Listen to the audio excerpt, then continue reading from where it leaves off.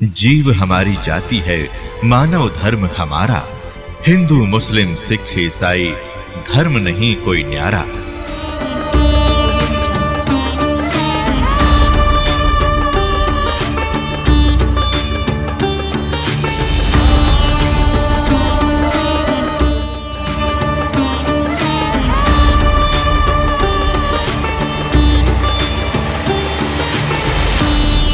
धरता को करता कहें ये बड़ा अंदेशा मोही, पारस पद बैठा नहीं तो जिसको कहिए लो। जब तक इस आत्मा को ये कंप्लीट कोर्स सत मंत्र अधिकारी से प्राप्त होकर जब मिलता है तो ये पारस का काम करता है। और जब तक जिसको ये मंत्र नहीं मिले हैं वो चाहे कितना शक्तिशाली दिखे, कितना दृढ़ दिखे, जब तक जैसे लोहे को पारस नहीं टच हुआ तो लोहा ही है वो। तो तुमने किसे ये भगवान दिखे थे रामकृष्ण, इनको ये मंत्र प्राप्त ना होने से ये जीव के जीव ही थे, इनका मोक्ष नहीं। धरता को करता कहें ये बड़ा अंदेशा मोहे, पारस पद भेंटा नहीं जिसको कहिए लो। लोक अलोक दीप सब ये पूर्ण पद प्रकाश, धौल धरणी सब जावेंगे एक थिर रैसी आकाश। अब क्या बताते हैं, घट में शोक सिलसिला ये सुतक बड़ा अंधेरे, ये दम गिनती के दिए भाई फेर सके तो फेर। जैसे एक समय जब गरीबदास जी कथा समझाया करते थे किसी को, तो भक्त आकर कहते थे कि महाराज 100 टेंशन शरीर में दिन मन में रहती है, लड़की का विवाह करना है, वर्षा हुई नहीं, कुछ साधन हो नहीं रहा, बता कैसे भजन बनेगा। तो परमात्मा का दास जी कहा करते भक्ति करोगे तो सारे काम होंगे। कहने लगे जी देखेंगे भक्ति फिर बात बनेगी। अब कहने का भाव ये है कि तुलसीदास जी कहते हैं तुलसी पिछले पाप से हरि चर्चा ना भावे, और जैसे जबर के बेगते भाई भूख विदा हो जाए।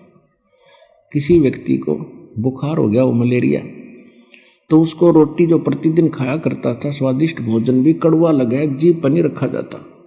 काजू किशमिश और संतरे सेब ये भी कड़वे लगते हैं। अब वो वस्तु पदार्थ कड़वे नहीं है, कड़वे उसके शरीर बुखार ने यानी जवर ने, टेम्परेचर ने उसके बॉडी की व्यवस्था बिगाड़ दी, जिससे उसने मीठी वस्तु भी कड़वी लग रही है।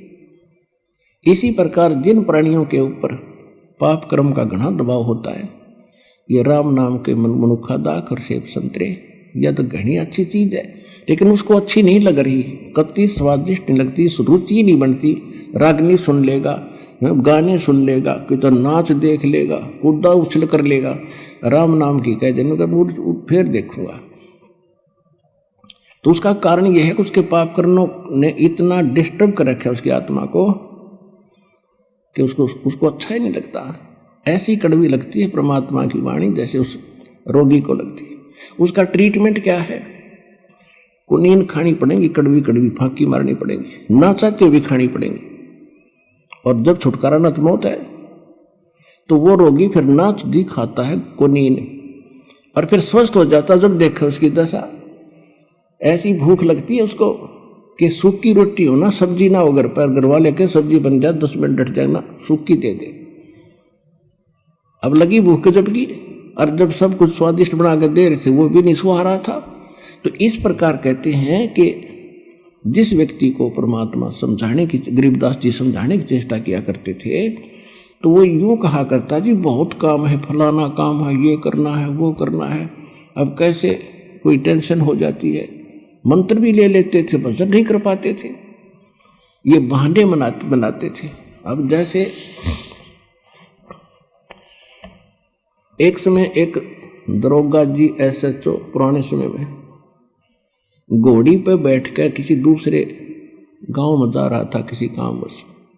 जून का महीना, हरियाणा क्षेत्र, उसमें रहट होते थे, कुआ बैलों से चलते थे, और एक पुली का बाल्टी बांध जोड़ दिया करते सैकड़ों, वो नीचे से कुएं से जल जाती थी और बाल्टी बाहर आकर के और नाली में वो खाली होती थी, खाली नीचे चली जाती, उसको रहट बोला करते। और वो बैलों से चलाया जाता था, तो जो वो कोल्लू बनाया जाता था वो भी चर चर करे, उसका लंबा एक पार्ट होया करे, लंबी लाठी लठ, वो भी चर चर करे। और वो जब वो रहट चालो वो पत्ती वो बाल्टी भी चर चर खड़ खड़ करे। वो घोड़ी पर बैठा आ रहा था, दोनों को प्यास गजब की लग रही थी। अब दरोगा जी ने सोचा कि सामने पानी चल रहा है, पानी पिएंगे, घोड़ी को पिलाऊंगा। वहां निकट आया और वो घोड़ी में एक समस्या थी कि वो इस आवाज से बेदकगी फड़कगी। वो निकट आई और एकदम भाग के दूर खड़ी होगी। तो दरोगा जी ने कहा कि किसान ये चोंचों को बंद कर दे भाई, मेरी घोड़ी डर रहा है। उसने वह बैल रोक दिए, वह चूचू बंद होगी। जब तक वो घोड़ी लेकर निकट आए इतना पानी चला गया खेत में, वह खाली नाली थी, रेतीला जमीन थी और साथ पीगी। तो दरोगा ने कहा भी पानी निकाल, उसने फिर शुरू कर दिया और वो सारा चुर चुर हुई, घोड़ी फिर भागी। उसने कहा रे इस चोंचो ना बंद कर, वो फिर रोक दिए बैल। निकट आया, उसने फिर कहा पानी निकाल, वो फिर चला दिया, फिर भागी। तो किसान बोला दरोगा जी इस चोंचो में पी लो ना तो दोनों मरोगे, इस चोंचो बिना पानी निकले ना तो दोनों मरोगे ना। तो इसने अपनी प्या किसी तरह लठ लुठ मार गए। तो कहने का भाव ये है कि पुण्यात्माओं, यहाँ गरीबदास जी क्या कह रहे हैं, घट में शोक सिलसिला ये सुतक बड़ा अंधेरे, ये दम गिनती के दिए तो फेर सके तो फेर। कहते तेरे शरीर में ये शोक सिलसिला ये होता सूतक सा हो रहा है, यानी रोज नया उपजा है कि कोई न कोई समस्या तेरे जी ने यू काल रखेगा। और ये गिनती के सांस है भाई, इस चू चू में कि मैं करा जाता हो तो इससे हम कर ले। गरीब घट में शोक सिलसिला ये सूतक बड़ा अंधेरे, ये दम गिनती के दिए तो फेर सके तो फेर।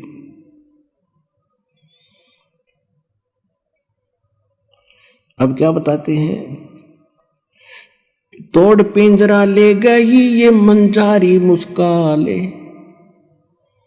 कहते बाका पर्दा महल का कोई न जाने भेवे, और बिन सतगुर क्यों पाई ये वो अटक रहा सुखदेव।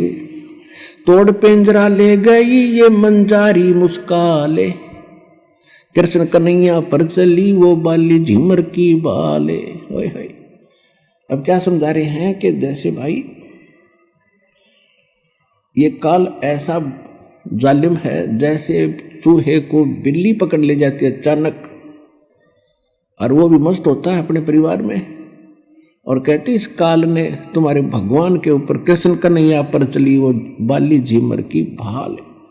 वो तीर मारा उसने, उसकी वो भी नहीं सोच रहा था, राजा था वो कौन सा मरना चाहा था, और उसकी मौत होगी। फिर क्या बताते हैं, बाके पर्दे हम गए भाई सतगुर के उपदेश, शिव ब्रह्मा विष्णु रटत हैं वह पार न पावे शेष। जहां मैं गया हूं वहां पर ना तेरा ब्रह्मा जा सकता, ना विष्णु ना शिव, और ये शेष नाग को भी तुम कहते हो बड़ा वजन करता है। देखो वजन उस सत मंत्र का हो तो बात बने।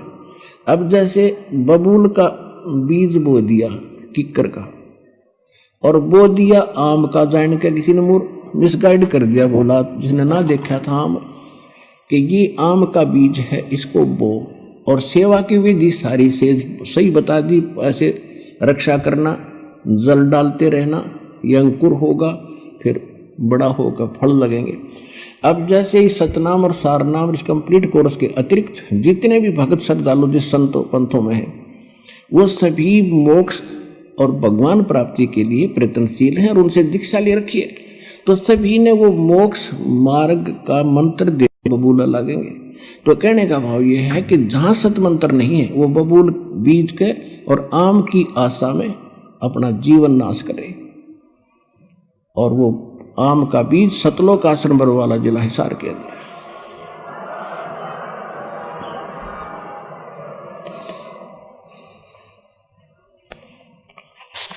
अब इसमें बहुत ज़्यादा प्रकरण है, बहुत बड़ा ग्रंथ है। समय आने पर आपको धीरे धीरे सभी सुनाएंगे।